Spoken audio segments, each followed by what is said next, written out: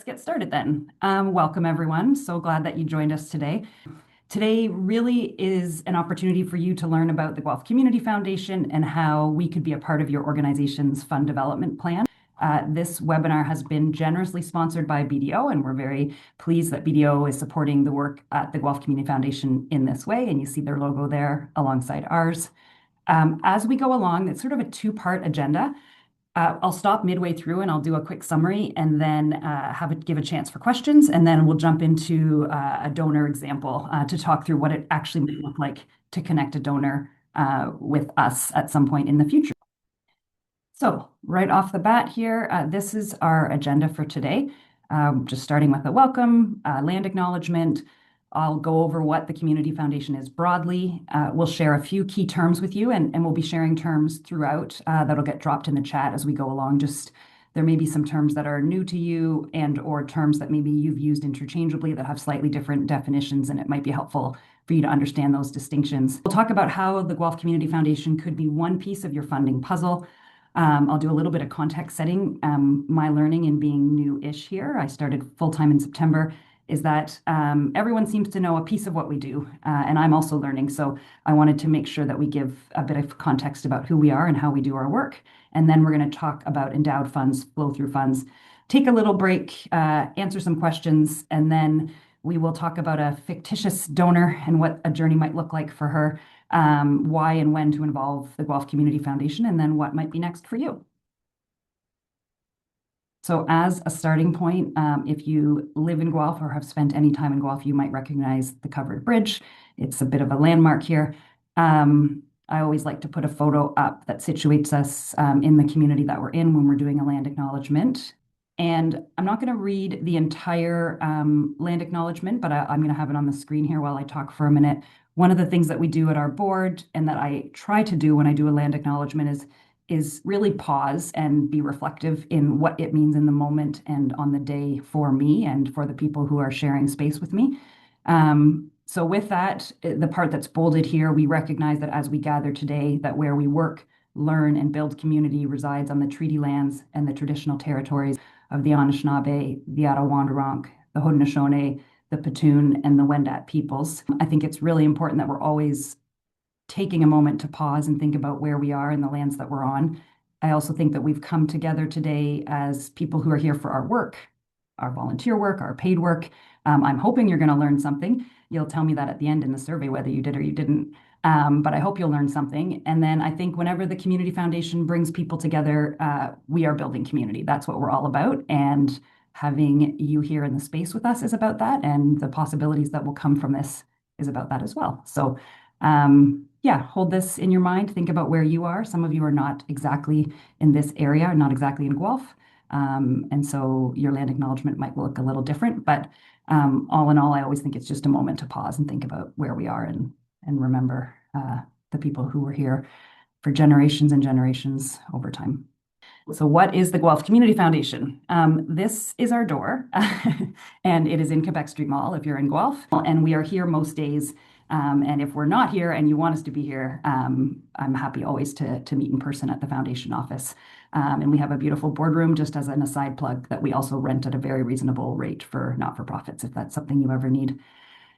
We are one of over 200 community foundations across Canada. The last time I heard it was 208. We're a registered charity.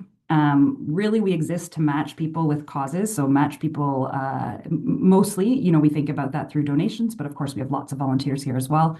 We work with individuals, families, corporations, and organizations to create endowed funds that are pooled together and invested in the financial markets.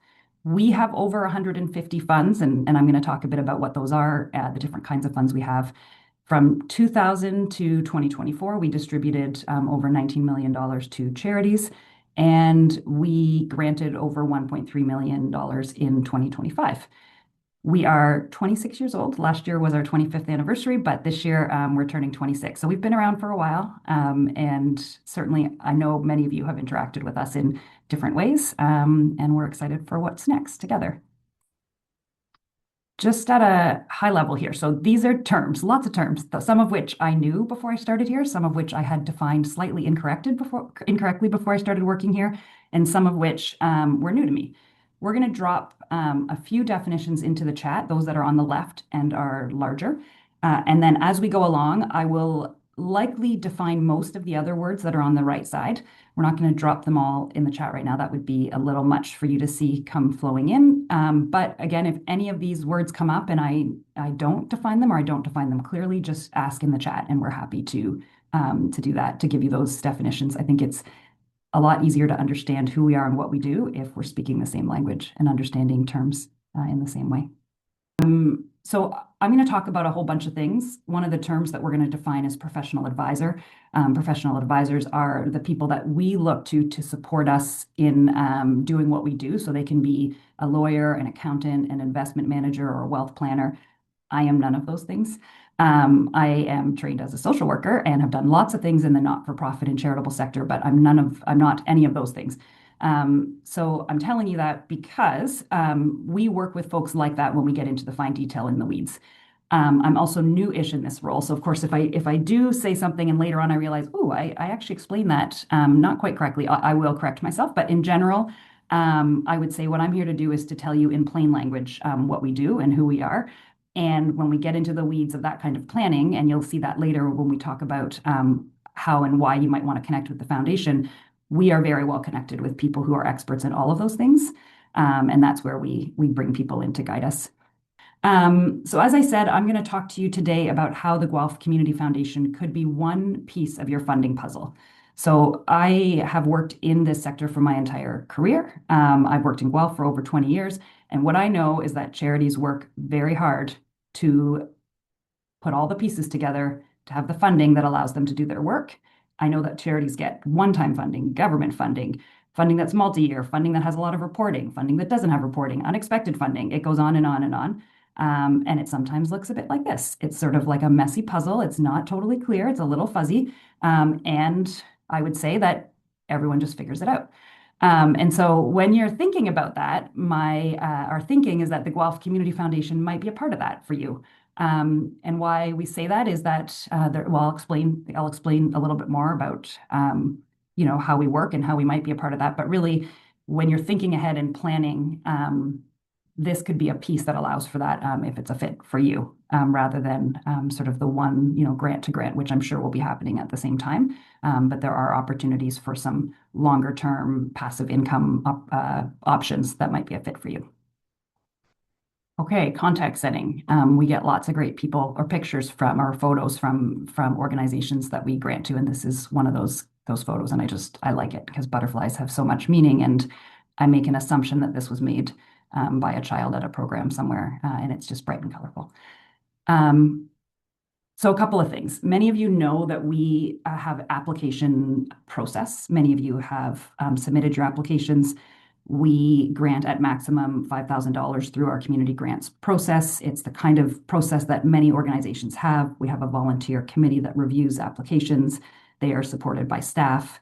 They go through a rigorous process to decide where funding will go. We do that as much as we can using trust-based philanthropy. We take feedback and we improve our process as we go, and then recommendations go to our board for approval.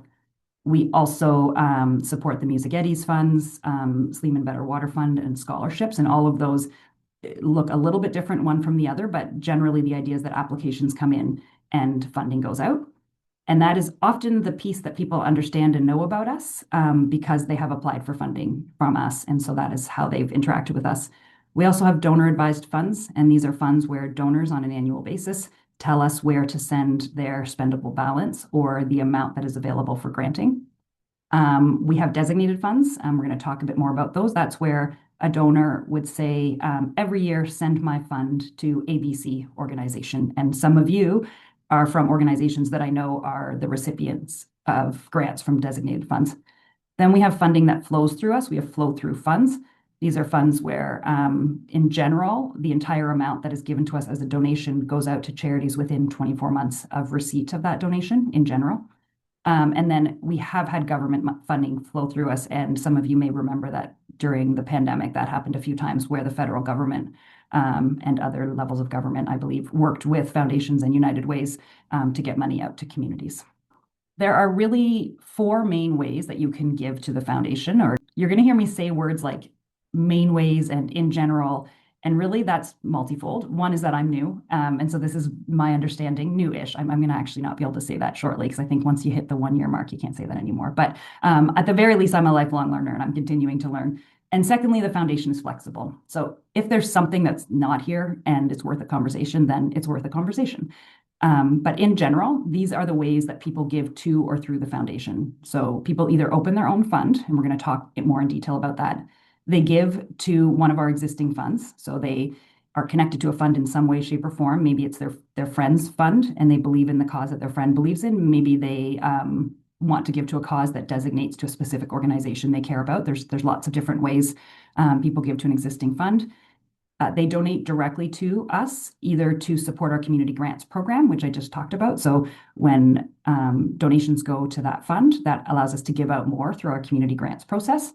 Some people donate directly to us and support our operations. And then some people choose to join one of our giving groups, which are Home for Good, the Home for Good campaign, Guelph Giving Pledge, and the Oak Tree Project. And we work in partnership with all of those groups to support their initiatives and to take some of the administrative burden off the back end of doing their work. And I think you'll see links drop into the chat for those two or those three. So the three main fund options that we have are permanent endowed. So this is pooled donations are invested in the markets and we grant from the income generated. So people donate to us in one of the ways that we just noted. If you, for example, have your own fund, then the balance of your fund is pooled with all of our other funds and invested in the market, the financial markets. A flow-through fund. So this is a grant where the original gift is, we grant from the original gift over a set period of time, usually to a maximum of 2 years. So maybe somebody gives an amount and they want to give half out this year and they want to give half out next year. And so we're drawing down on the entire gift. Or a term endowment, which we do have a small number of, which is we pool donations, we invest them usually for a minimum of 10 years, but then we draw down on both the income generated and on the principal. The only one I didn't really touch on was the scholarship or bursary. And we do have a number of scholarships and bursaries that go to high school and university students. And they each have different processes. We need to grant to a registered charity, so they end up going through the schools too. We don't give directly to the young people, but we work with the schools to identify young people who would benefit from scholarships or bursaries that we have. And those are all connected to donors and donors' areas of interest that they want to support. So an endowed fund, a few key terms. So we talked about, I said this on the previous slide, but just to say it again and make sure it's clear. So a permanently endowed fund is a permanent long-term fund where the initial capital or the gift is invested rather than spent, and it provides a sustainable source of income. And I'm going to show you in a minute what that could look like, a very kind of conservative modeling of what it could look like over years as a way to support your organization. A term endowment is where we invest the gift and we also grant from the earnings, and over time we also draw down that original gift. The spendable balance is a term that we use and it means the amount available for granting each year. So each fund has an amount available and we call that the spendable balance. That's the amount that depending on the type of fund, for example, if it's a donor advised fund, we let the donor know this is the amount available to grant this year, and then they tell us where they want that to go.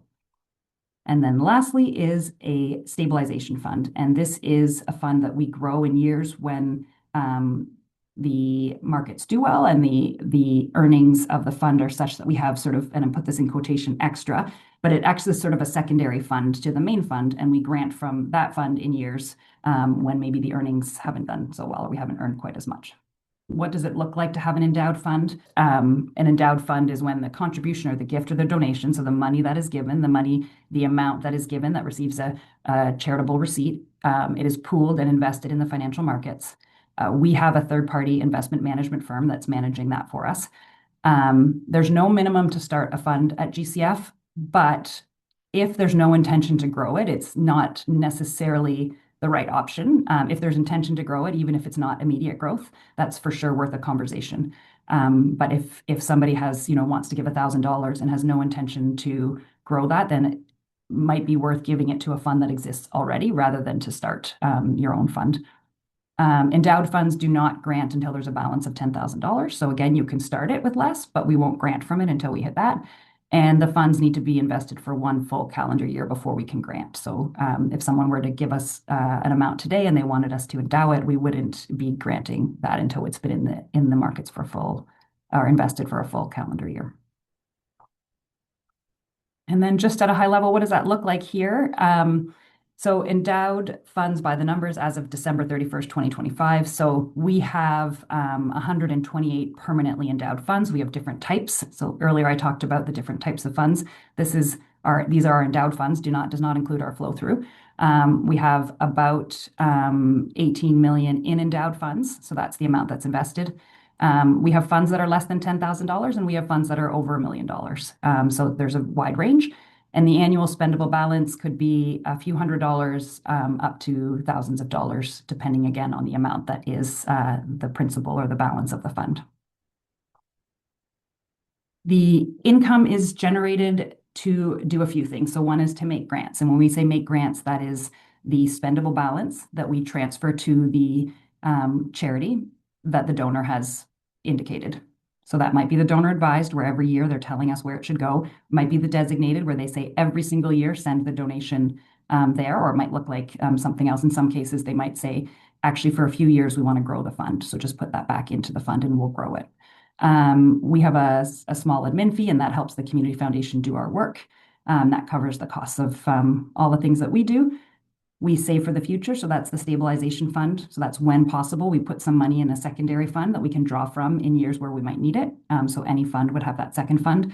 And then we grow the original gift, whether that's with the amount that the donor has directed to put back into the fund, or whether we've done really well in terms of our earnings in a year and we choose to then put the additional back into the fund, which is that anywhere from 25 to 30 years after you've given your original gift, your first donation, you will have granted out that same amount and you will still have the original gift. The exact numbers, I mean, nobody can predict the future. We develop these numbers kind of multifold by putting in some conservative assumptions about how the funds would do. And secondly, by looking back over the last 25 years and getting a sense of what it looked like. But if someone were to invest, and I know this is a large number, and some of my examples later will have different numbers because not everyone can start with a number like this, but it just makes for easy math or easier math. If somebody gave $100,000, we wouldn't grant anything this year because, as we said, it has to be in the financial markets or invested for at least one full calendar year. Yes, that's correct. So by 2041, so 15 years out, we would have between 100 and 120, so likely more toward the 120. This is very conservative assumptions. We would have granted at least $54,000. By 2056, we would have invested anywhere from 100 to 125, probably likely upwards of 125, because there's assuming that some years we will grow the principal, right? Some years either the donor will say, let's grow the principal, don't grant it out, or we will have done really well in terms of the revenue generated and we'll be able to add it back in. And so then the total granted would be a minimum, again, $101,000, likely more. We can't predict the future, but what that means is that over the course of 25 to 30 years, you will have granted out what you gave originally and you will still have that original amount. And so then when you keep going, this is this concept of giving in perpetuity, the giving continues, and you're able to kind of start all over. So it's the long game. It's about passive income. It's about, as I showed you with the puzzle earlier, it's about one piece of a puzzle. We know that many organizations need an infusion of dollars each year in order to run their operations. But this could be one piece of a funding puzzle where you can count on a certain amount coming in every year and you've got the long game in mind. What is a flow-through fund? This is something different. We have about 20 active flow-through funds. We granted over 700,000 through flow-through funds in 2025. And in general, donations should be granted within 2 years of receipt. This gives you just sort of a good sense of what it can look like over the course of a year. So total assets under management. So the difference between the endowed amount and the assets under management is that there's a small portion there that wouldn't be considered part of the endowed amount. So about 19 million, give or take. Total donations received, about 1.8 million in donations. Total granted to charities, about 1.3 million, broken down that way there. And then the total grants distributed, over 325 grants distributed. And those are transfers of spendable balance to organizations and charities that are the choice either of the donor, as we said, or through some of our other processes, including our community grants process. So summary so far, Guelph Community Foundation, we raise money and we grant it to charities. Most often or most commonly to local charities, but we are able to grant beyond local when donor advised funds request that. We have three main fund types: our permanently endowed, our flow through, and our term endowment. We have four main giving options: unrestricted, which goes either to our community grants fund or to our operations; donor advised, designated, and then scholarship or bursary. And these are different fund and giving options that could complement your existing funding sources and be a part of a bigger fund development strategy. Are there any questions? Oh, okay. I see a question in the chat here. Can you tell us where GCF compares to other community foundation in Ontario, size, kind of programs, etc.? That is a good question. Now, you're going to test my memory in terms of rattling a few things off here, and hopefully I get them right. But my understanding, so I think, there's over 200 foundations. I heard 208 as of recently. There are some very large foundations. Toronto, Winnipeg, and Vancouver, I believe, are the largest. They have, I don't want to misspeak, and if anyone, Michelle or others, if you hear me say something incorrectly, but I believe, they have hundreds of millions of dollars in investments, much kind of larger teams in that way. But then when it comes to the size of our community, I'd say we're comparable to the size of other communities with, we're confident, room to grow as well with living in Guelph and just such a generous community. So there are those large communities that have had foundations for, I believe Winnipeg was the very first one. But again, if I'm wrong about that, okay, Michelle's nodding. Thank you, Michelle. I appreciate that. This is like, community foundation history 101. I feel like I'm testing myself in real time. Yeah, and so some of those larger foundations are doing other interesting things that certainly when you're larger is possible. That's why earlier when I said in general, this is what we do, and mainly this is what we do, was because we know there's lots of cool things that are being done across the country. And, we'd be curious to learn about anything that you've learned about to see if it might be a fit here. How do we get the charity we work for considered for a donor advised fund or a designated fund at GCF? Great question. I'm actually going to talk about that later. That's the piece that is what I'm leaving you with really is, are there opportunities? Do you know people in your network for whom this might be a fit? We don't pitch charities to donors or fund advisors. What we do is we do have some of our fund holders. So that's what we call our donor advised funds is the type of fund. Our fund holder or fund holders are the people who advise on and who donate to that fund. Some people will call us and say, hey, I'm really interested in this. So I read an article about that. What can you tell me? Our job and part of our role is to know as much as possible about what's going on in our community and to share objective information with folks so they can make evidence-informed decisions. And I will talk a little bit more about how we do that and what that looks like as we move along. Okay, so the next portion, I really kind of wanted to walk through with you what it might look like for a donor who may have an interest in this, whether it's a donor that's connecting directly with us or a donor that is connecting with one of you. And again, Joanna, this would speak to your question a little bit. So this is a fictitious person. So it's just a sort of made up story, but it's certainly a scenario that is realistic in terms of the kind of folks that we would interact with and that I've interacted with in my time here. Okay, so this is Linda. Linda is 67 years old. She's single. She has two daughters. She's 2 years retired from a job as a manager at an insurance company. She's community minded. She's sat on boards of directors. She donates annually, and she now volunteers at an after-school program. She's doing some end-of-life planning, so she's thinking about what retirement will look like. She's working on her will and making sure that she has all of her everything she needs in order. She has some savings, she has some investments, and she recently downsized her home. So what might Linda be thinking about? Linda is thinking about a few things. She's thinking about how she can have a meaningful impact on the world now and into the future. This matters to her. It always has. That's why she's always volunteered when she could and given back to her community. She's thinking about what her legacy might be and what she wants it to be and how she can create that for herself. She is thinking about how she can take care of her family, her daughters, and her community. She's considering her options, and she's thinking about where to start with all of that and what's next. What Linda might not be thinking about is talking to professional advisors, lawyers, investment advisors, accountants, and to the Guelph Community Foundation about her options and what it might look like. She might not be thinking about simplifying giving now and in the future, that there are ways to plan ahead that will allow her to simplify her giving and to give in a planful, strategic way. She may not be thinking about tax efficient ways to give that will be helpful for her in the future moving forward. She may not realize that her giving wishes, she thinks her giving wishes are clear, but she may not realize that there's a little more work to be done to make sure they're very clear. So what her hopes are and what she wants to support in the future. She may not be thinking about her investments being well stewarded or maybe risk management, even de-risking and diversifying her portfolio. And she may be thinking about some of these things. But taken together, it becomes a bit of a long list and does require some thoughtful and supported conversations.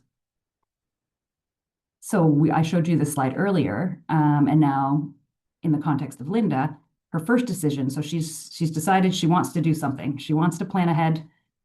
She wants to make sure that her giving wishes are clear and her plan is clear. So her first decision is, do I open a fund at the Community Foundation? Do I give to an existing fund? Do I donate directly to the Community Foundation?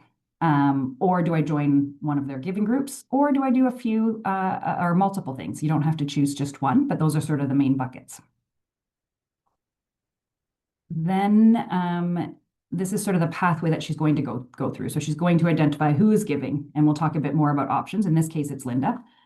She's going to think about her philanthropic giving goals and her financial objectives. She's going to decide, will I give now or will I give later? She's going to decide, how will I give? And there's various ways, and we'll talk a bit more about those. She's going to talk about what fund option and way to give best matches when and how she wants to give. She's when she gets to the part about and decides she wants to have a fund, if that's her decision, she'll name her fund and she'll sign a fund agreement, and then she'll make the very practical decisions and connections to be able to give now and later if those are the decisions that she makes. So that's what any one giving journey looks a bit like that. Those are kind of the main parts of it, and then there would be offshoots in terms of the path someone would take depending on the decisions that they make. So Linda's giving goals and financial objectives are as follows. She wants to live comfortably in retirement. She wants to support her daughters, and she wants to donate to the Make the World a Better Place organization, which I am certain could replace the name of any of the people representing charities on the call here, because we know that's what charities do. They make the world a better place in some way, shape, or form. So that is her fictitious charity, and that is her charity of choice. And it is a charity that has been important to her in her life and to her family. So she really wants to support them now and into the future. So her decision, she decides she wants to give now and she wants to give later. So how is she going to give? She's going to give cash, and in quotations, I put it in quotations. It doesn't mean she's going to knock on our door in Quebec Street Mall and hand us a bag of coins. Cash could be through check or e-transfer, other ways, but she's going to give us money as an initial donation. And she also has a life insurance plan and some investments that she might want to donate. And so she's not an expert. And so she's going to consult with her accountant, the lawyer working on her will, and us at the Guelph Community Foundation to talk about what that might look like. She decides that she wants to set up a permanently endowed fund, and she wants it to be designated. She's decided to call her fund Linda's Legacy Fund. It keeps her somewhat anonymous because there's no last name, but it also is still connected to her. We have funds that have names that are a bit more general, making one up just by looking at something on my desk, like the Plant Fund. We have funds that have people's full first and last name. We have funds that have last names. People decide how they want to name their fund and what they want to name it. But in this case, Linda decides to name it Linda's Legacy Fund. Her initial gift is $3,000. This is the amount that she's tried to donate most years when she can afford it. And she's thinking that over the next few years, she'll grow that. Each of our fund agreements have a purpose statement. It's a general purpose statement that is the same. And for our designated funds, there's an additional part that says in particular. And in this case, she says to support Make the World a Better Place organization. So it's very clear for us and for her that she wants her fund or her donations to go directly to that organization. her spendable balance, because it's an endowed fund. So it's invested, and the spendable balance will go to the Make the World a Better Place organization. She is the fund advisor, so she's the one that we'll reach out to if there's any questions moving forward. She likes the idea of creating a succession plan, which is that when the time comes, and when she passes away and the fund is still with us, that her daughters might be a part of advising or having a connection to the fund, but she wants to talk to her daughters first. And then she's going to update her will. We're going to give her some wording that she can use.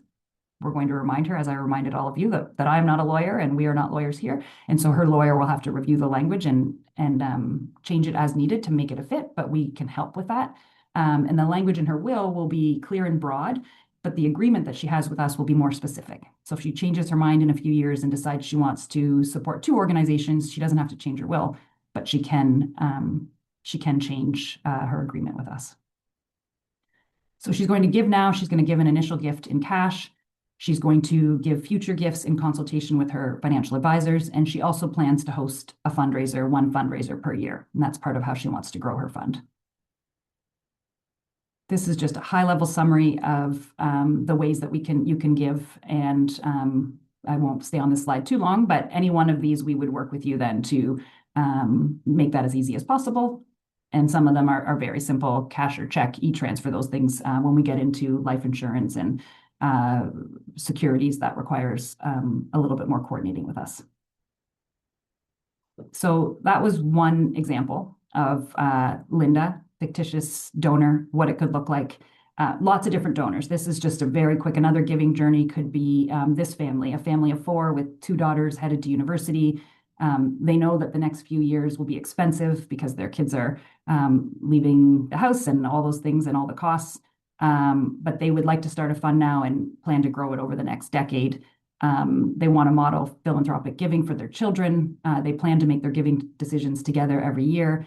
And so they decide they're going to start a family fund. They're going to give an amount now with a plan to grow it. They're going to connect with their financial advisor about what it could look like over the years, and it's going to be endowed and donor advised. So they're going to endow it, and every year they're going to have a conversation together about where they would like their spendable balance to go. And so if you look here, I mean, this goes through that path that I showed you at the beginning when we talked through Linda's journey. This goes through the path of what that could look like. So who is giving, and is it a charity? Is it a family? Is it a corporation? Is it a group of friends? When will you give? Will you give now? Will you give ongoing? Will you give later? How will you give? You know, that, and again, that can look like multiple ways. Will it be endowed or flow through? Will it be donor advised, designated, unrestricted, or will you join a giving group? And then all of that, if you decide to start a fund, you would name your fund, and then we have a whole process where we work through an agreement with you. So why would you involve the Guelph Community Foundation in this type, or to connect us with this type of donor and with you? Well, we have the infrastructure and we have the connections. So on the side of professional advisors, we have those connections, and this is what we do day in and day out. We do the admin work. We have specialized knowledge in ways of charitable giving, local needs, and we have connections with donors. We have relationships with professional advisors. We understand flexible ways of giving. This could be an option for a passive, unrestricted income for you as a charity. And donors, fund holders, volunteers that connect with us, they become a part of something. So you can decide to give here and to make it a designated fund and say, I don't need a whole lot of interaction, or you can really connect with us, attend events, have conversations with us each year about sort of some of the pressing needs in the community, and have a bit more of an interactive supported donor journey. And there's a lot of choice and flexibility in that. And people do it different ways depending on their time, their capacity, and the way that they want to give and be engaged. So when to consider connecting with us. So an indicator that connecting with the Community Foundation may be a fit for you or your donor. So knowing that folks who are on the screen represent charities, but you're also individuals living in the community. So if somebody wants to start a fund, they want to give an initial gift and they want to plan to grow the fund, that would be an indication. You're connecting with a donor who's doing some end-of-life planning, and you think that your charity might be a part of that. You may want to connect with us to have a conversation. If an organization, or sorry, if a donor wants to give a gift other than cash and you don't have the capacity to accept that, you may want to connect with us. If you want to foster an ongoing giving relationship, both with the donor and possibly across generations, that's also part of what we do, thinking about the succession planning as I talked about earlier. If you have a curious out-of-the-box donor that wants to give creatively and you're not quite sure what the options are or what that could look like, you could connect with us. If you know someone who's starting to think about starting their own foundation, we might be an alternative that would be a fit for them. So that might be another connection you would make. And if you are a charity that has unrestricted dollars and you want to create a passive income stream, we have, let me get this right, I believe we have 25 funds that are charitable endowments, and we have another 18 that are designated. So those would be a donor, a family, an individual that's designating it to a charity versus the charity itself has the endowed fund with us. When we might not be a fit, your donor wants to give direct to your charity, they always have, then that might be the right thing for them to continue to do. If their initial gift is less than 10,000 and they have no intention to grow a fund, you may want to connect with us for them to give to another fund if they have an interest in endowed funds, but don't have an interest in necessarily growing their gifts beyond 10,000. There may be a fund here that they could give to and still meet that need or that desire that they have to give in perpetuity, but they wouldn't necessarily be a fit to start their own fund. If there's a one-time gift of stock and you don't foresee more, we can certainly help. We wouldn't necessarily set up a fund for you, but we would be happy to help. And if your charity has restricted dollars with funding parameters, that pot of money may not be a fit for coming over here. It's more the unrestricted where you have some flexibility that it would make sense to think about a charitable endowment. Talk to your donors, and when I say donors, this isn't a fit for everyone, or if someone's calling to say they want to drop off a $25 check to support the work that you do, that wouldn't be a time to bring us in. But if you have some of those donors that are thinking long-term or thinking about creative or out-of-the-box ways of giving, then you may want to loop us in. And I would suggest that you reach out if you have a fund here. So 25 local organizations have a fund here. Reach out to us and in fact, part of the reason that we hosted this is because I've had more than a handful of people reach out to say, we have a fund with you, and I want to understand a bit more about how it works. And so I thought I would give everybody kind of the initial base knowledge, and then I'd be happy to connect with any of you individually if you need more or different information.